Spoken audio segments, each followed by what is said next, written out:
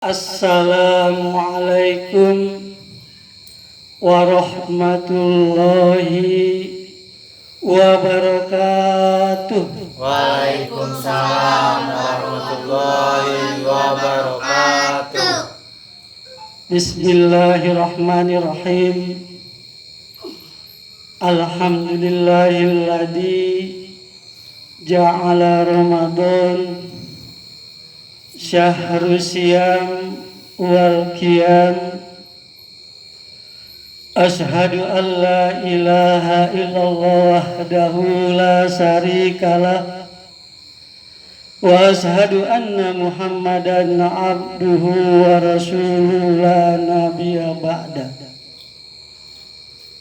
Hadirin jamaah talim Majlis Talim Baiti Jannati yang insya Allah sama-sama dimuliakan Allah Subhanahu wa Ta'ala.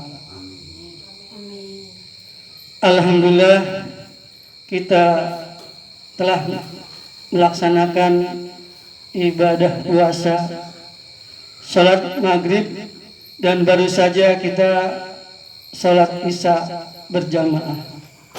Insya Allah nanti kita juga akan mengerjakan salat taraweh dan witir. Mudah-mudahan Allah menerima amal-amal ibadah kita, baik yang telah dilaksanakan maupun yang akan dilaksanakan. Amin ya rabbal alamin. Dalam kesempatan ini izinkanlah saya menyampaikan pencerahan dengan tema perkara yang dapat merusak ibadah puasa kita.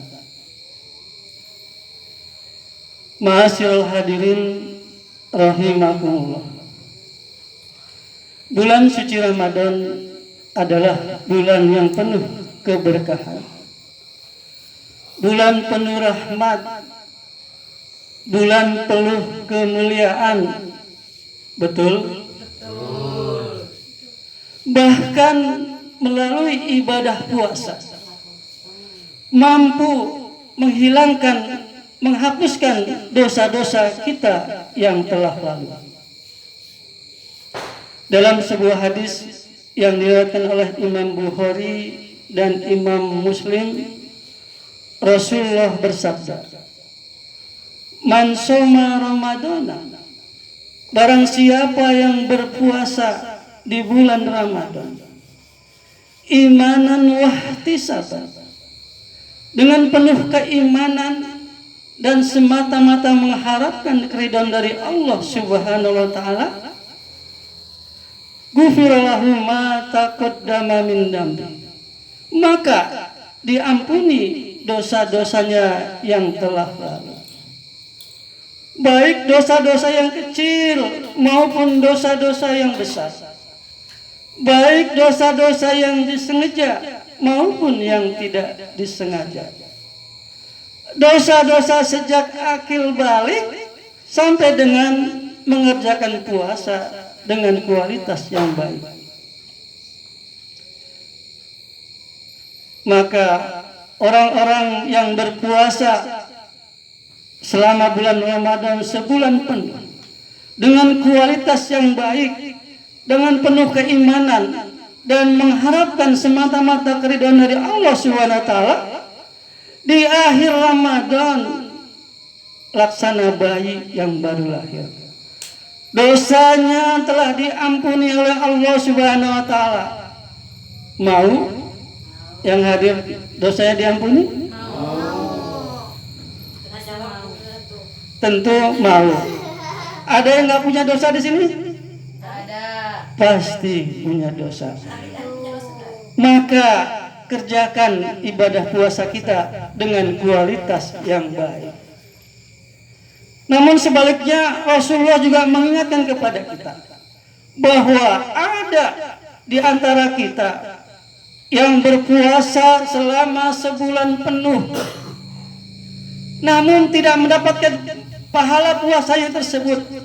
Yang didapat hanya lapar dan haus saja. Sebagaimana Rasulullah bersabda di dalam hadis yang diriwayatkan oleh Imam Tabrani, kamin soimin laisa lahu min siyamihi. Betapa banyak orang-orang yang berpuasa tidak mendapatkan pahala puasa yang tersebut. Ilal ju' wal atas, hanya dapat lapar dan hausnya. Mau? Puasa cuma dapat lapar dan hausnya aja, nggak dapat apa-apa. Ma'asyiral muslimin rahimakumullah, agar ibadah puasa kita tidak rusak, tidak sia-sia, selain kita menyempurnakan niat kita, niat puasa semata-mata karena Allah, bukan puasa karena istri kita, bukan puasa karena mertua kita. Betul Gus? Puasa kita hanya semata-mata karena Allah. Luruskan niat kita. Di samping itu tentunya kita memelihara agar tidak melakukan hal-hal yang dapat merusak pahala puasa kita. Di dalam hadis yang diriwayatkan oleh Imam Ahadi, Rasulullah bersabda, khamsun yuftirna shaim. Ada 5 perkara yang dapat membatalkan, yang dapat menggugurkan pahala puasa kita. Ada berapa Gus? 5 perkara. Ada berapa Ri? Baru tadi 5 perkara. Ngantuk.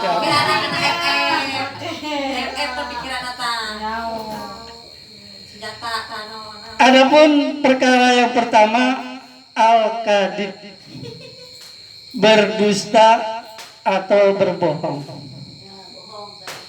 Apakah berdusta yang sifatnya ringan maupun yang berat? Apakah berdusta atau berbohong dengan maksud kebaikan atau yang menyesatkan?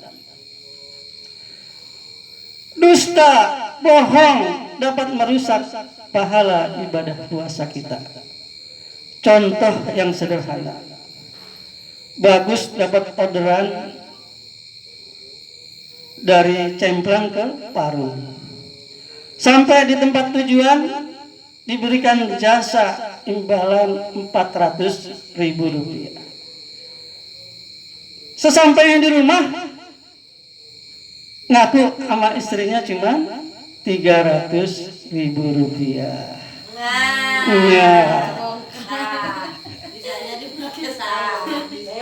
Yang 100 itu adalah dusta, bohong. Ya Allah, ada pembela. Betul apa betul? Betul. Akhirnya ada yang menyuarakan hati aku.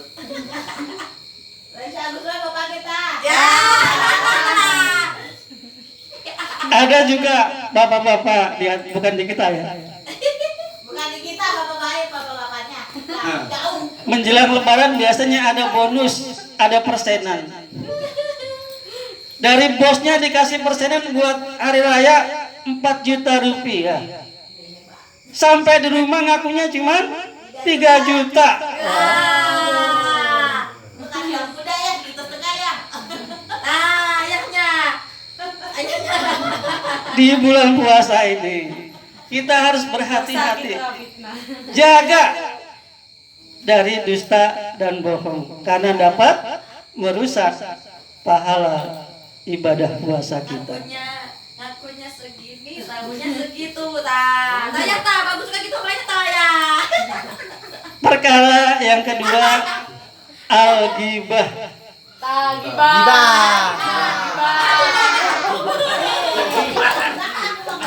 Yaitu menceritakan aib, keburukan orang lain. Apakah hanya sekedar informasi atau pemberitahuan? Informasi gibah. Atau dengan sengaja memang ingin membuka aib atau keburukan orang lain. Gibah apaan sih Mama maluin enggak? Lupa lagi. Itu Mama ngomong ke saya. Udah. Coba Mak. Gibah menceritakan aib keburukan orang lain. Ini pagi-pagi puasa nggak kerasa bergibah lagi kan?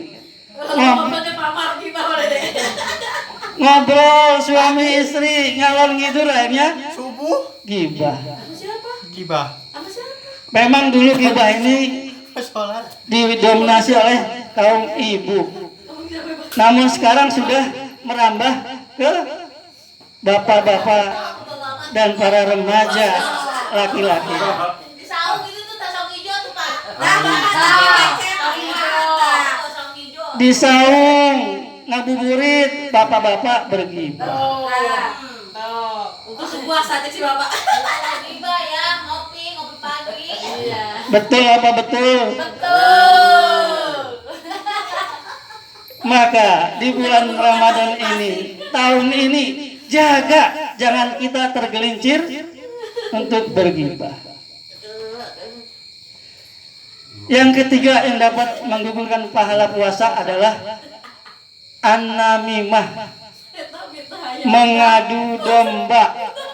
Yang satu bohong, dua gibah, ketiga ini apa? Mengadu domba. Bapak udah apa sih? Dengan mengadu domba menyebabkan antara seseorang dengan orang lain timbul salah paham. Enggak salah paham, enggak ada yang salah paham. Ada yang tidak bertegur sapa, bahkan ada yang berseteru, ada yang bermusuhan. Minoritas. Siapa yang suka ngadu domba di sini? Kan Roma Irama pernah bilang, adu domba, adu domba.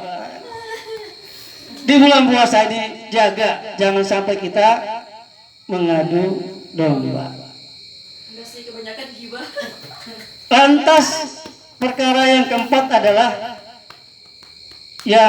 yaminul kadhib, bersumpah palsu, memberi keterangan kesaksian dengan tidak benar adanya. Ini sudah bulan puasa, sudah bersumpah memberikan keterangan yang tidak baik, pakai nama Allah lagi, demi Allah. Wah, ini kan udah keterlaluan. Enggak ada ya, sini mah enggak ada. Di sini nggak ada. Alhamdulillah. Kalau bagus. Kemudian yang terakhir, yang kelima, yang dapat menggugurkan pahala puasa adalah an-nadaru bisahwat. Apa yuk? Lupa? Memandang sesuatu yang menimbulkan syahwat. Lelaki memandang perempuan. Sebaliknya, perempuan memandang laki-laki. Kalau dulu memang kebanyakan laki-laki memandang perempuan. Kalau sekarang sudah mulai berubah. Banyak wanita yang memandang yang menimbulkan syahwat. Kalau orang Korea, lihat orang Korea batal. Asal tidak menimbulkan syahwat, Sih, karena masa ya Allah lihat gambar berapa sahwat. makanya di zaman mudahnya menggunakan sarana media sosial ini, kita harus lebih berhati-hati. Jangan sampai melihat gambar-gambar yang menimbulkan syahwat.